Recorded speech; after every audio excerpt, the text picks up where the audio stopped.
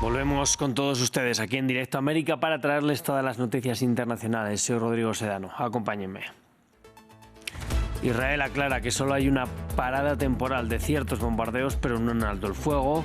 Esto pese al llamado de Donald Trump a pararlos y avanzar hacia la paz a la espera de nuevas negociaciones en Egipto. Entre tanto, Israel cifra en más de 900.000 los desplazados de Ciudad de Gaza. Y en Siria tienen lugar este domingo las primeras elecciones desde el derrocamiento de Bashar al-Assad, unos comicios criticados por el control desde arriba por parte del líder de facto Ahmed al-Sharaa y en los que solo votarán miembros acreditados por el organismo electoral. Y en Estados Unidos se registraron enfrentamientos en Portland y Chicago entre agentes del ICE y manifestantes. Esto mientras la Casa Blanca anunció que enviará a 300 soldados de la Guardia Nacional a Chicago y una jueza federal puso en pausa un despliegue similar en Portland. Comenzamos.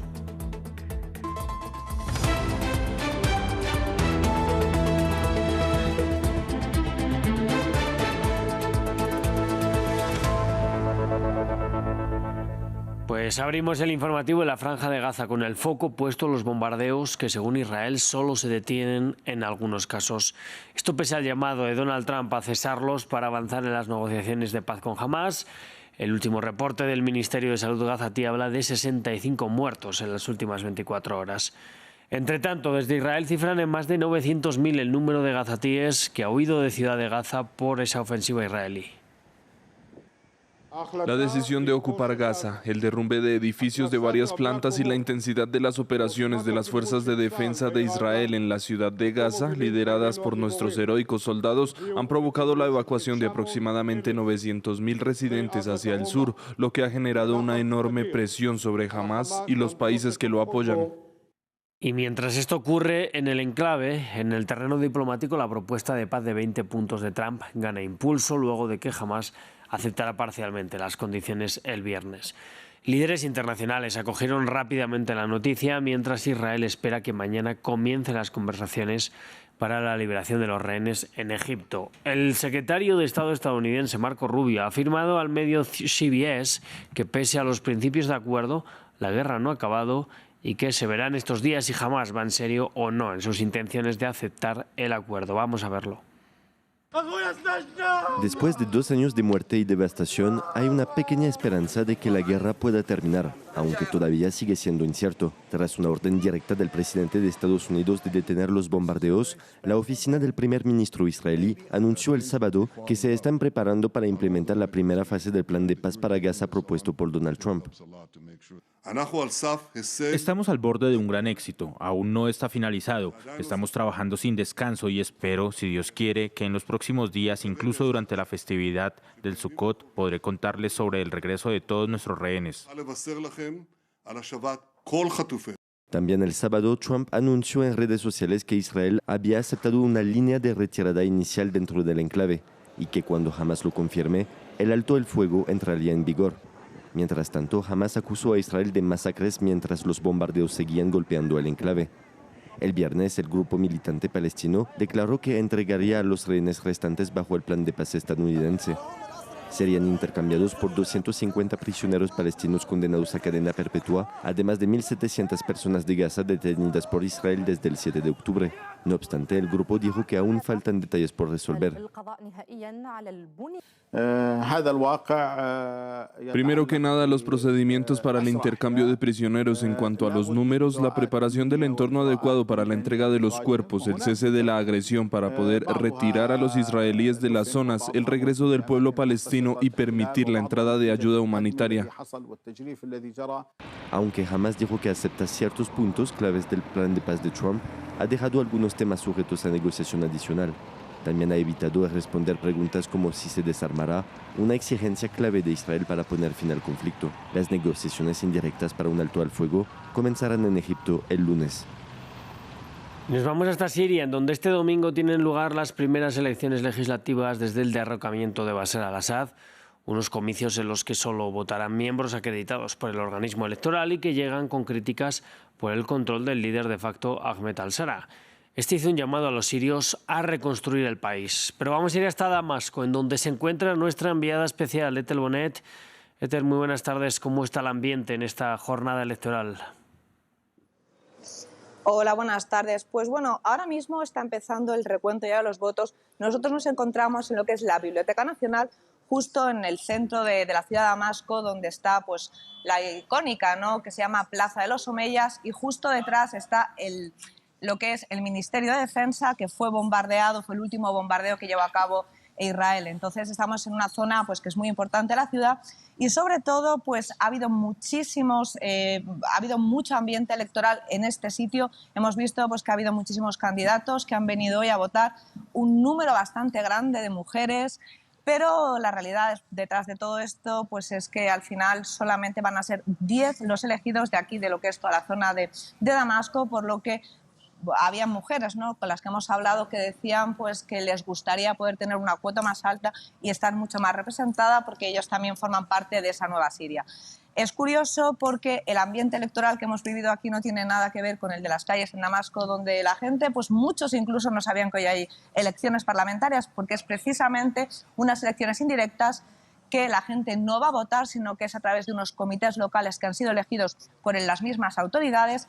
Y es por eso que mucha gente pues ve que no es un proceso donde ellos participan y al final pues sienten que no van a estar representados.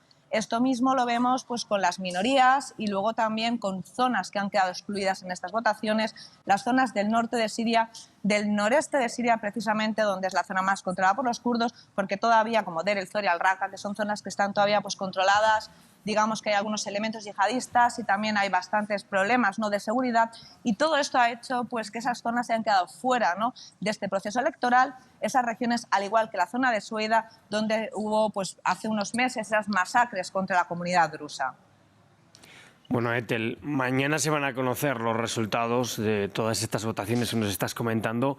¿Qué se espera que pueda salir de allí? Nos comentabas que había algunas mujeres pues que pensaban que podría haber también más cuota para ellas. Sí, a ver, estas elecciones realmente lo más importante es que es una forma de legitimizar, ¿no?, pues estas nuevas autoridades que desde hace un año pues intentan de alguna manera pues cambiar las cosas. También hay que decirlo que el proceso democrático aquí en Siria pues es un proceso largo, no pueden cambiar las cosas de la noche a la mañana, pues después de haber estado pues durante más de 60 años bajo una dictadura, bajo ese régimen, ¿no?, de la familia Assad. Y ahora pues se está intentando, ¿no?, pues a veces se puede decir hasta prueba-error, intentando pues que haya unas instituciones más democráticas, que empiece el país pues a volver a reconstruirse, estoy hablando desde el punto político. También estamos hablando que desde 1960 en este país no ha habido partidos políticos. Entonces, claro, es muy complicado desde nuestro punto de vista occidental, ¿no?, cómo entender estas elecciones, ese proceso electoral. Y esto, pues lo que se está buscando es de alguna manera, como decía, legitimizar en este caso estas nuevas autoridades y darle pues una pequeña voz a la gente que es elegida, porque son personas que vienen de diferentes estratos sociales, también de diferentes profesiones. La idea, ¿no?, de incluir a más mujeres, incluir a esas minorías, es cierto que se creen, ¿no?, sobre todo pues los que son más críticos de este proceso electoral, en que al final pues va a ser como una especie de lavado de cara para intentar pues que se siga ese control y simplemente normalizar esa situación de un gobierno que ya está elegido y un gobierno que de momento pues no va a cambiar, porque el presidente Ahmed Shara es un presidente interino, el gobierno es un gobierno interino, y estas elecciones para ese nuevo parlamento tampoco se sabe cuánto tiempo va a durar. Se está buscando una nueva constitución y se espera que haya unas elecciones reales y que haya pues un nuevo proceso electoral dentro de 5 años. Entonces, de momento podemos decir que es un experimento muy bonito que está viviendo Siria, y esa parte pues también tiene que ser algo positivo, de que después de tantísimos años pues en este país hayan unas votaciones. Pues Ethel Bonet desde Damasco, gracias por el reporte. Nosotros vamos a hablar ahora de la guerra en Ucrania, en donde también persisten los ataques de Rusia sobre su país vecino. Una noche más, un ataque masivo con drones y misiles dañó infraestructura civil ucraniana y dejó al menos 5 muertos en el país. 4 de esas personas muertas eran miembros de una misma familia de Lviv, localidad cercana a Polonia, que ha sufrido hoy especialmente los ataques. El presidente Volodymyr Zelensky ha vuelto a pedir más ayuda antiaérea a sus socios. Hoy los rusos volvieron a atacar nuestra infraestructura. todo lo que garantiza la vida normal de nuestra gente. Necesitamos mayor protección y una implementación más rápida de todos los acuerdos de defensa, especialmente en materia de defensa aérea, para que este terror aéreo no tenga sentido. Un alto el fuego unilateral en el cielo es posible, y es precisamente eso lo que podría abrir el camino a una verdadera diplomacia. Estados Unidos y Europa deben actuar para detener a Putin. Y de nuevo, Estados Unidos ha sido testigo del pulso entre el gobierno de Donald Trump y las ciudades demócratas. En la última jornada se registraron enfrentamientos en Portland y en Chicago entre agentes del ICE y manifestantes que rechazan las redadas migratorias del gobierno republicano. Mientras esto ocurría en las calles, la Casa Blanca anunció que Trump enviará a 300 soldados de la Guardia Nacional a Chicago y una jueza federal puso en pausa un despliegue similar en Portland. Hugo Caro Jiménez nos lo cuenta. Crece la tensión en Estados Unidos por el asedio del ICE en las calles ordenado por Donald Trump. El sábado, Chicago fue escenario de intensos enfrentamientos entre manifestantes y agentes federales de inmigración en medio de protestas que rechazaban la presencia de la Guardia Fronteriza en la ciudad demócrata y las redadas de las autoridades migratorias. Esto es Brighton Park. Esto no es una zona de guerra. No estamos. Lárguense de aquí. ¿Qué demonios? ¿Viven aquí? Están conduciendo por el maldito barrio y tirando gas lacrimógeno por la ventana. Y se van mientras tiran gas lacrimógeno. Míranos, míranos. En la misma jornada, la Casa Blanca anunció que enviará a por lo menos 300 soldados de la Guardia Nacional a Chicago, la movida más reciente de la intervención federal en ciudades con gobiernos demócratas por parte de Trump. En paralelo, en otro bastión demócrata, también se registraron protestas. Manifestantes fueron rociados con gas pimienta a las afueras de una instalación del ICE en Portland. Personas que rechazan la cacería migratoria de la administración republicana. Y pese al notable descontento, el gobierno ha dicho que no dará su brazo a torcer. El presidente Trump y la secretaria Noem están restaurando la ley y el orden en Portland. Se acabó el caos, se acabó la anarquía. Si le pones las manos encima a un agente, serás arrestado. La ley y el orden prevalecerán. Sin embargo, los planes de Trump en Portland se vieron truncados, al menos temporalmente. Una jueza federal emitió una orden que detiene por 14 días el despliegue de soldados de la Guardia Nacional en la ciudad, casi una semana después de que el presidente ordenara el envío de los guardias allí, en respuesta al rechazo de su política anti-inmigración. Y al respecto de la migración, habló este domingo el Papa León XIV, el primer papa estadounidense que ya en anteriores ocasiones ha criticado las políticas de Donald Trump. Hoy aseveró que los inmigrantes no deberían ser tratados con la frialdad de la indiferencia o el estigma de la discriminación. En particular pienso en nuestros hermanos y hermanas migrantes que han tenido que abandonar sus países de origen, a menudo dejando atrás a sus seres queridos, soportando noches de miedo y soledad, experimentando en carne propia la discriminación y la violencia.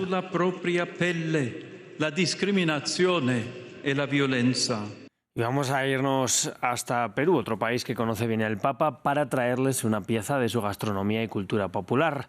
El turrón de Doña Pepa es un tradicional dulce que inunda las calles peruanas con la llegada del mes de octubre. Nuestro corresponsal Francisco Zacarías nos cuenta de dónde viene esta tradición. El turrón de Doña Pepa es un dulce tradicional que se remonta a finales del siglo XVII, cuando Josefa Murmanillo, una esclava afro-peruana, lo preparó en agradecimiento al Señor de los Milagros porque señalaba que la había sanado de una parálisis en los brazos. Desde entonces es un dulce de la gastronomía peruana. Su preparación es a base de harina, manteca, azúcar, anís y huevo, que se cubre con miel, dulces multicolores y frutas secas.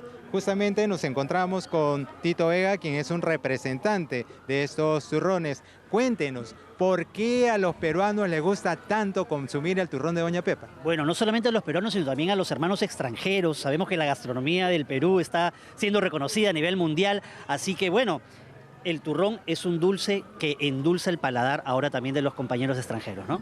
Buenísimo, entonces que viva el turrón de Doña Pepa. Que viva forever and ever.